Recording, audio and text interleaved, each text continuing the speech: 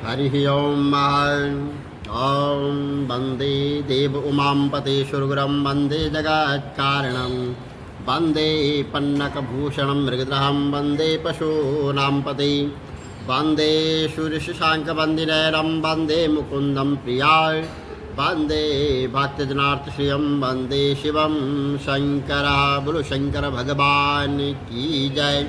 मामपति महादेव की जय। हिमाचल तथा मेनका का भगवती जगदम्बा का अपने यहाँ जन्म लेने के लिए पूजा करना। ब्रह्मा जी बोले कि हे नारद, देवताओं का आदेश मानकर हिमाचल और मेनका दोनों भगवती जगदम्बा सहित वहाँ पर पूजा करने लगे और वहाँ लोग अष्टमी का व्रत रखकर भगवान सदाशिव का पूजन करते थे और फिर नवमी वाले दिन धूप दीप आदि से भगवती का पूजन करते, कभी आहार के साथ तो कभी निराहार रहकर जगदम्बा का पूजन करते और वहाँ 27 वर्ष तक इसी तरह से तप करते रहे। उनकी तपस्या से प्रसन्न होकर भगवती ने उनको साक्षात दर्शन दे दिए और उनके विहंगों की आभा प्रभात काल सूर्य के समान थी। मस्तक पर चंद्रमा का मुकुट था, वहाँ उभरे हुए और नेत्रों से युक्त और मुख पर मुस्कान छटा छाया हुई और हाथों में वर्द अशुक पाश और अभय मुद्रा वहाँ पर शोभा दे रही थी। भगवती ने हिमाचल से कहा कि वर मांगो। मेनका ने बारंबार नमस्कार करके अनेक प्रकार प्रणाम किया और उनके गुणों का व्याख्यान करके मातेश्वरी मैं आपकी शरण में हूँ। यदि आप मुझ पर प्रसन्न हैं तो मुझको सबसे पहला वर याद है कि मुझे रूपवान, गुणवान, बलवान और विद्वान और 100 पुत्र प्राप्त हो। दूसरा वर याद है कि आप स्वयं मेरी कन्या के रूप में आकर अवतार लें। भगवती यह सुनकर हंसकर बोली कि इसी प्रकार का वर मांगने वाली देवी, तुम धन्य हो, तुम्हारी इच्छा अवश्य पूर्ण होगी। तुम्हारे यहाँ 100 पुत्र होंगे और तुम्हारा बड़ा पुत्र अधिक बलवान होगा। जो दूसरा वर तुमने मांगा है उसके लिए मैं तुम्हारे यहाँ पुत्री के रूप में जन्म लूँगी। दोनों वरदान देकर उमा देवी अंतर्ध्यान हो गई। ब्रह्मा जी बोले कि हे नारद, सती जी के शरीर त्यागने के पश्चात भगवान शिव उनके वियोग में दुखी होकर अवधूत के समान नंग धड़ंग होकर वहाँ पर फिरने लगे और वह प्रयास समय तक इसी अवस्था में समस्त लोकों में घूमते रहे। उसके पश्चात उन्होंने कैलाश पर आकर समाधि धारण कर ली। बालों के खुलने से उनके मस्तक से पसीना चूकर जो है वो पृथ्वी पर गिर पड़ा, जिससे उसी समय एक बालक उत्पन्न हो गया जिसकी 4 भुजाएं थी और लाल वर्ण का था। वह बालक प्रकट होने के साथ ही रोने लग गया।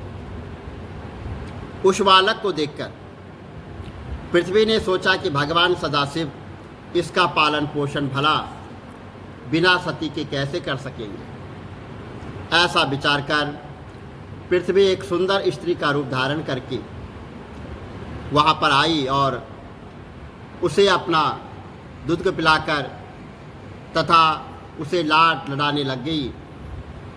अब तो वह बालक हंसने तथा खेलने लग गया। अंतर्यामी भगवान शंकर ने यह देखकर पृथ्वी से कहा, तुम धन्य हो, तुम इस बालक का पालन पोषण बड़े प्रेम से करो। यह मेरे पसीने से पैदा हुआ है, फिर भी इसका नाम तुम्हारे नाम पर भौम होगा और यह तुम्हारे सुख का कारण बनेगा। इतना कहकर भगवान सदाशिव चुप हो गए और बालक के देखने से भगवान सदाशिव की चिंता और वियोग दोनों ही कुछ कम हो गए और माता उस बालक को उठाकर अपने घर ले आई। बड़े प्रेम से उसका लालन पालन करने लग गई। कुछ दिनों बाद जब भौम कुछ बड़ा हो गया तो भगवान सदाशिव की तपस्या के लिए मधुवन में चला गया और वहाँ जाकर उसने उग्र तप किया। वह गर्मियों में चारों तरफ आग जलाकर और सर्दियों में पानी में बैठकर तपस्या करता रहा। इस प्रकार स्वयं करके उसने भगवान सदाशिव के 3 करोड़ पूजन किए। उनकी तपस्या से प्रसन्न होकर भगवान सदाशिव ने उसको साक्षात दर्शन दिए। उसने भगवान सदाशिव की स्तुति करते हुए कहा, प्रभु आपने मुझे दर्शन देकर मुझ पर बड़ी असीम कृपा की है।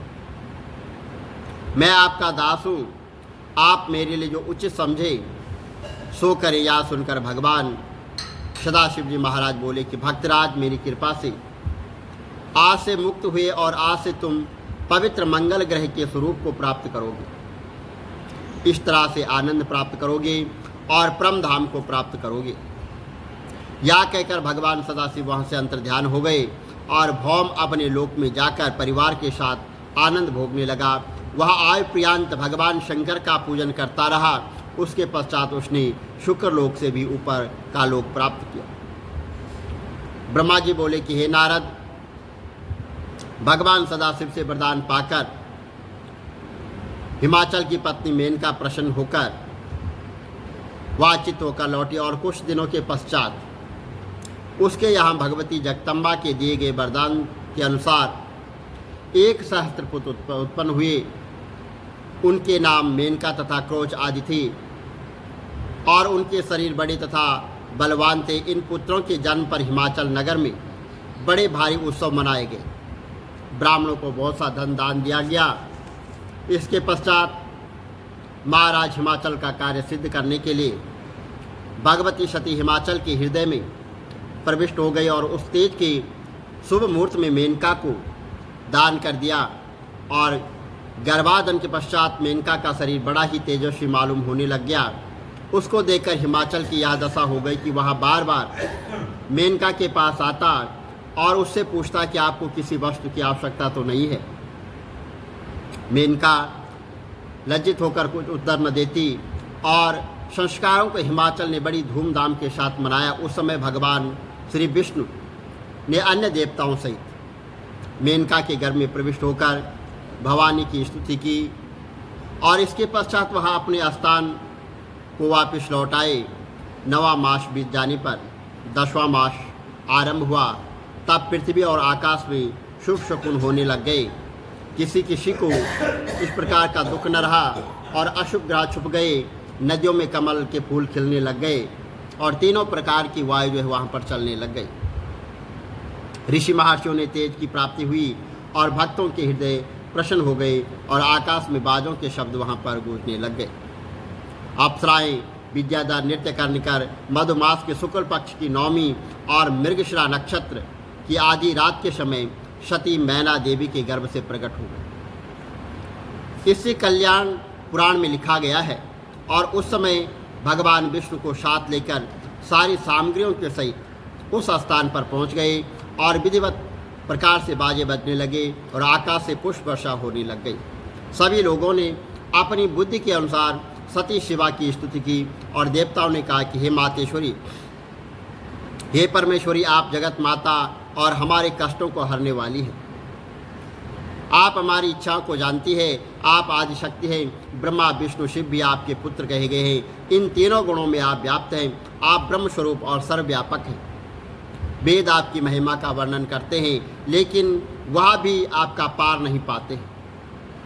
नारद सारद शुक और शनकादिक अधिक बोलने वाले हैं, लेकिन वह भी आपका संक्षिप्त ही हाल का वर्णन कर सकते हैं। आपकी कृपा से मूर्ख भी आपकी स्तुति करते हैं।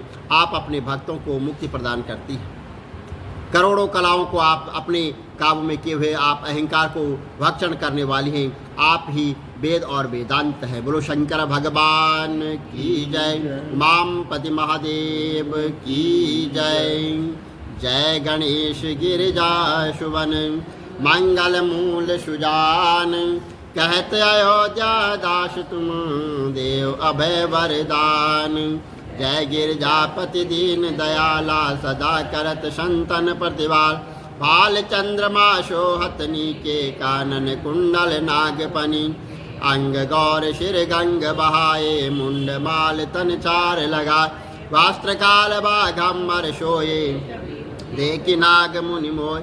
मैंने मातु की है दुलारी, बाम अंग सोहत तब न्याय, कर त्रिशूल सोहत तब भारी, करत सदा शत्रुंच काय, नंदी गणेश सोए तहाँ कैसे, सागर मध्य कमल है जय, कार्तिक श्याम और गणराव, या छवि को कई जात न काव, देवन जब जाय पुकारा, तब दुख प्रभु आप निवार, किया उपद्रव तारक भारी, देवन सब मिले तुम्हें जुआर, तुरत कडानन आप पटायो, लव निमेष महामारी गिराय, आप जलंधर असुर सहारा, सुयश तुम्हार विदित संसार, त्रिपुरासुर सन युद्ध मचाई, सब कृपा कर लीन बचाए, किया तपय भागीरथ भारी, पूर्व प्रतिज्ञाता सुपुरा, दीनन मातुम सम को नाई, सेवक स्तुति करत सदा, वेद नाम महिमा तब गाई, अकत अनादि भेद नहीं पाय, प्रगट उचित मंथन में ज्वाला, जरे सुरासुर भय बिहार, कीन दया ता करी सहाय, नीलकंठ तब नाम कहाय, पूजन रामचंद्र जब कीना, जीत के लंका विभीषण दीन, सहस कमल में हो रहे धारी, कीन परीक्षा तबई पुरार, एक कमल प्रभु राख्यों जोई, कमल नयन पूजन चाहो, कठिन भक्ति देखी प्रभु शंकर भय, प्रसन्न दिए इच्छित वर, जय जय जय अनंत अविनाशी, करत कृपा सबके घटवा, दुष्ट सकल नित मोहि सतावे, भ्रमत रहे मोहि चैन न आवे, त्राय त्राय मैं यही अवसर मोयान उबारो, ले त्रिशूल शत्रुन को मार, संकट से मोयान उबारो, मातु पिता भ्राता सब कोई, संकट में पूछत नहीं कोई, स्वामी एक है आश तुम्हारी, आयो हरो अब संकट भारी, धन निर्धन को देत सार, जो कोई जाचे वो पल बार, स्तुति के विधि करो तुम्हारी, क्षमो नाची अब चूक हमार,